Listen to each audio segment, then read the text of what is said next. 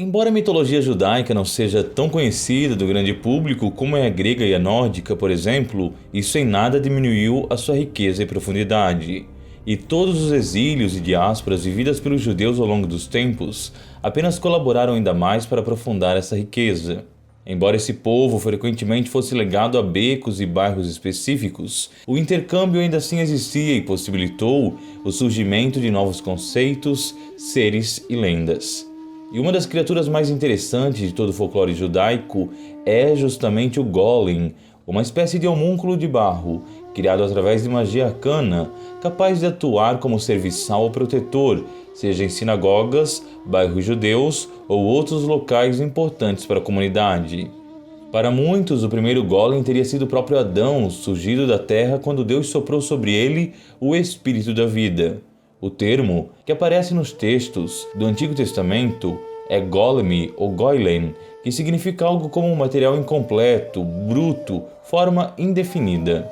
O termo também foi usado ao longo do tempo para fazer referência a pessoas incultas, ignorantes ou a empregados e subordinados. Ao longo dos séculos, e principalmente no final da Idade Média, uma junção um tanto maluca de judaísmo místico com alquimia fez alguns se questionarem se não seria possível ao ser humano, feito à imagem e semelhança de Deus, criar o seu próprio golem a partir do barro e da água. Segundo relatos, usando-se de ritos e palavras corretos, os rabinos mais sábios e instruídos seriam capazes de originar formas humanoides que, quando vivificadas, passariam a obedecer ao propósito dado pelos seus criadores. Nos textos mais antigos, os golems eram retratados com aparência quase humana, mas destituídos da capacidade de se comunicar. Em uma passagem, o rabino Rav Zeira teria interpelado um homem, mas diante de sua aparência lobotomizada, presumiu ser um golem e o enviou de volta dizendo: "Você foi criado por mãos humanas, retorne ao seu criador." Durante a Idade Média, vários textos surgiram, teorizando sobre como seria o processo de criação de um golem. A maior parte desses registros apontam para um conjunto de palavras específicas que deveria ser colocado na boca ou na testa da estátua para que ela se tornasse animada, além de outros rituais específicos que só poderiam ser conduzidos por um rabino, justamente por sua proximidade com Deus. Uma lenda muito conhecida sobre golems é aquela narrada por Jacob Indian em 1776. Segundo Jacob, um ancestral seu, Elijah Baal Shem, teria conseguido criar um golem a partir do barro, e a criatura realizava incontáveis trabalhos braçais para a comunidade judaica de sua região. Mas o monstro não parava de crescer e, à medida que adquiria forças, se tornava também mais forte, inteligente e violento. Por fim, Elijah percebeu que precisava destruí-lo. Para tanto, arrancou as palavras sagradas que havia fixado na testa do golem, que retornou de fato ao pó, não sem antes ferir o seu criador no rosto.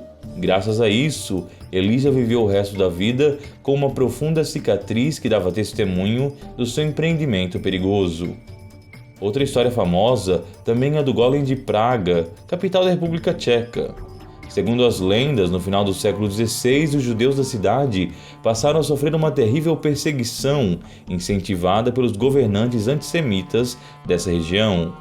A fim de proteger o seu povo, o rabino Loé então usou-se de magia arcana para dar forma e vida a um golem de barro, que passou a proteger a sinagoga e também a região. Logo o monstro ganhou o carinho de todos do lugar. Ele era prestativo e bondoso e ajudava as pessoas ao seu redor. Fazia pequenos reparos nas residências, auxiliava no cuidado com a horta e nos afazeres domésticos.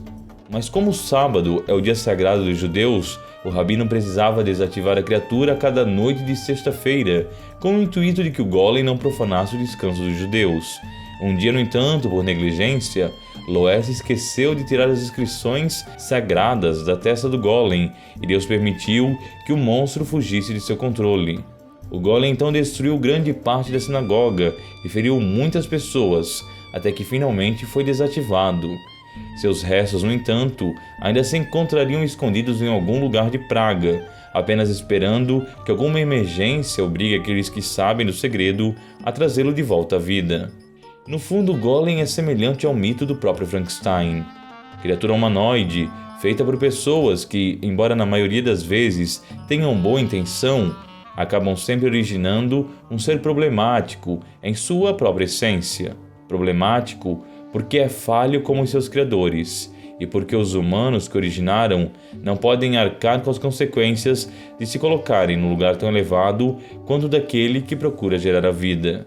O mito do Golem é o mito do ser humano que advoga se tornar uma espécie de Deus.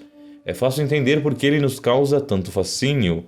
No fundo, poderíamos ser nós mesmos no lugar desses rabinos excêntricos, a originar tecnologias descontroladas.